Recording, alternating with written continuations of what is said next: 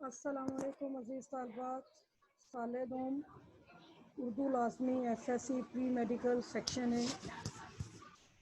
خدا سر سبز رکھے اس چمن کو مہرباں ہو کر.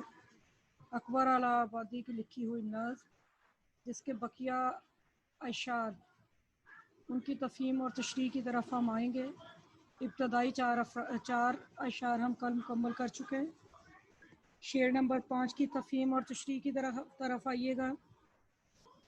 کیا پھولوں نے شبنم سے وضو صحن گلستہ میں، صدائے نغمہ بلبل اٹھی بانگے آذاں ہو کر. پھولوں نے شبنم سے باغ کے صحن میں وضو کیا اور بلبل کے نغمے کی صدا آذان کی آواز بن کر ہر طرف پھیل گئی. اکبر اعلی آبادی صبح کی اور بہار کے موسم کی منظر نگاری ہمارے سامنے کر رہے ہیں. شاعر کہتے ہیں موسم بہار کا جو صبح کا منظر نامہ ہے وہ ایسے ہے کہ پھول جب صبح اٹھتے ہیں، یعنی صبح کا وقت جب ہوتا ہے، پھولوں کے اوپر پڑی ہوئی شبنم یوں محسوس ہوتا ہے جیسے انہیں وضو کرانے کے لیے اکٹھا کیا ہوا پانی ہو اور پھول اس سے وضو کرتے ہیں. اور بلبل کی اس وقت جو آواز ہے، جو چہچہاہٹ ہے، وہ ایسے لگتی ہے جیسے کہ آذان کی آواز ہر طرف پھیل گئی ہے. اور اگر ہم حقیقی نگاہ میں دیکھیں تو یہ حقیقت بھی ہے.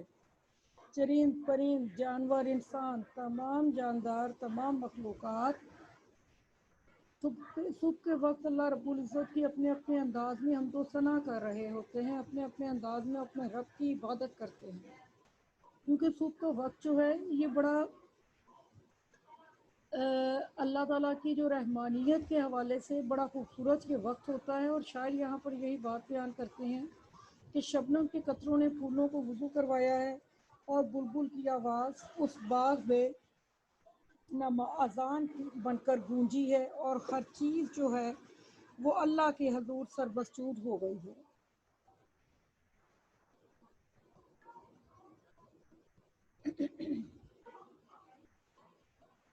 یہاں پہ آپ شعر لکھیے گا. یہ صبح کے حوالے سے ہے کہ صبح کا منظر جو ہے کیا خوبصورت ہے، کتنا یہ آنکھوں کو بھلا لگتا ہے. ایک اور شاعر نے اس حوالے سے بیان کیا ہے، ہم ایسے اہل نظر کو ثبوت حق کے لیے اگر رسول نہ آتے تو صبح کافی تھی. نیکسٹ شعر ہے جی. ہوائے شوق میں شاخیں جھکی خالق کے سجدے کو، ہوئی تسبیح میں مصروف ہر پتی زباں ہو کر.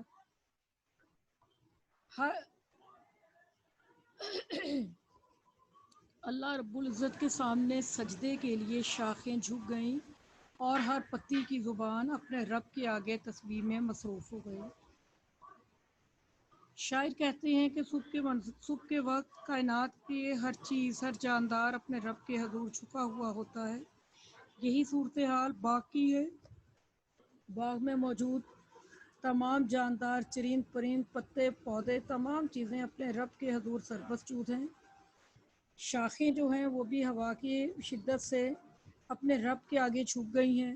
اور ہر پتی کے بارے میں ذہن میں رکھیے گا کہ پتی کی آپ شکل ذہن میں لے کے آئیے اور اس کے بعد اپنی زبان پہ غور کیجیے.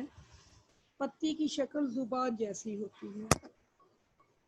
شاعر کہتے ہیں کہ ہر پتی زبان بن گئی اور وہ اللہ رب العزت کی تسبیح کرنے میں مصروف ہو گئی.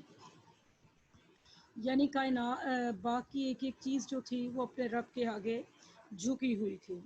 اسی کیفیت کو ایک اور انداز سے ایک اور شعر میں بیان کیا گیا ہے. پھیلی ہوئی بوئے گل چمن میں اور سلے اعلیٰ کا گل چمن میں. پھر دوبارہ اسے پڑھتی ہوں. پھیلی ہوئی بوئے گل چمن میں اور سلے اعلیٰ کا گل چمن میں. آخری جی شعر ہے. زبان نے برگ گل دیکھی دعا رنگی عبارت میں، خدا سرسبز رکھے اس چمن کو مہرباں ہو کر.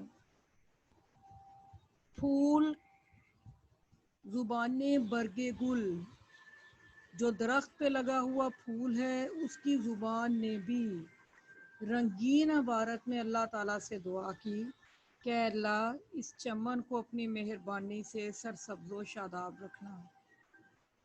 زبان برگ گل، درخت ہے وہ براؤن رنگ کے درخت کے اوپر یا پودے کے اوپر سبز رنگ کی پتے ہیں اور اس کے اوپر پھول کھلے ہیں۔ اب پھولوں کا رنگ آپ کو بھی پتا ہے، رنگ برنگا مختلف رنگوں کا، اسی مناسبت سے رنگین عبارت کا لفظ آ گیا ہے۔ شاعر کہتے ہیں کہ پھولوں نے بھی اپنے اپنے انداز سے اپنی زبان میں اللہ تعالیٰ کے حضور یہ دعا کی، رنگینی بھری دعا کی۔ ہر طرف کھلے ہوئے پھول جو ہیں ان کے رنگ بکھرے ہوئے ہیں اور ان کے رنگوں کی خوبصورتی ایسی ہے کہ اللہ تعالیٰ کے حضور وہ دعا کر رہے ہیں، اے اللہ ہمارے اس وطن کو، ہمارے اس چمن کو ہمیشہ سرسبز و شاداب رکھنا۔ وطن اپنا ہر شخص کو پیارا ہے، چاہے وہ انسان ہیں، چاہے پھول پتے ہیں، چاہے چرند پرند ہیں۔ اور پھولوں نے بھی اپنے رب کے حضور یہی دعا کی ہے کہ اے اللہ ہمارے اس وطن کو سلامت رکھنا، ہمارے اس وطن کی یہ خوبصورتی، ہمارے وطن کی رونقیں، ہمارے وطن میں کھلنے والے پھول، ان تمام چیزوں کو اے اللہ سلامت رکھنا۔ اس باغ کی رونقیں تا قیامت سلامت رہیں، کیونکہ پھول باغ میں ہی اچھا لگتا ہے اور باغ پھول سے ہی اچھا لگتا ہے۔ الغرض باغ، پھول، پتے، ٹھنڈی ہوائیں، یہ ساری چیزیں لازم و ملزوم ہیں، اور شاعر نے یہاں پر یہی بات کی ہے کہ اے اللہ تو میرے اس وطن کو سلامت رکھنا، میرے اس وطن کی خوبصورتی کو سلامت رکھنا، میرے اس باغ کی بہار کو سلامت رکھنا، اور یہ سرسبز و شاداب چہکتا اور مہکتا رہے۔ یہ بھی ہماری نظم مکمل ہوئی۔ اب آپ اس کے خلاصے کی طرف آئیے گا۔ پوری نظم پڑھ لی، خلاصہ آپ کو پتہ ہے کہ پوری بات کا جو نچوڑ ہوتا ہے اسے ہم خلاصہ کہتے ہیں۔ اب ایک سرسری سا جائزہ لیتے ہوئے میں آپ کے سامنے خلاصہ بیان کروں گی، اس میں کمی بیشی آپ خود بھی کر سکتے ہیں۔ چمن میں بہار کی آمد سے ایک نیا رنگ آ جاتا ہے۔ بہار آئی تو ہر طرف پھول کھل اٹھے، بلبل چہچہانے لگے، سبزہ بہار دکھانے لگا، ٹھنڈی ہوائیں چلنے لگیں اور پرندے بھی چہچہانے لگے، اور یہ ساری خوبصورتی باغ کی خوبصورتی کو چار چاند لگا رہی تھی۔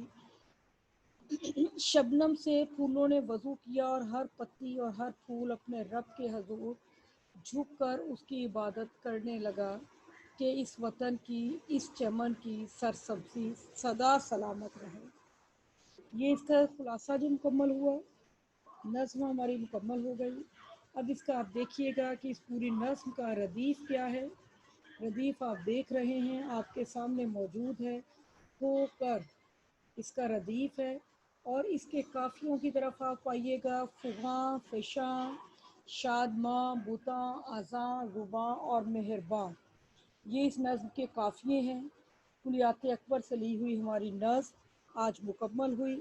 انشاءاللہ کل آپ سے یہ نظم مکمل خلاصے کے ساتھ سنی جائے گی۔ اس کے بارے میں آپ دیکھ لیجئے، مزید جو کچھ پوچھنا ہے آپ پوچھ سکتے ہیں۔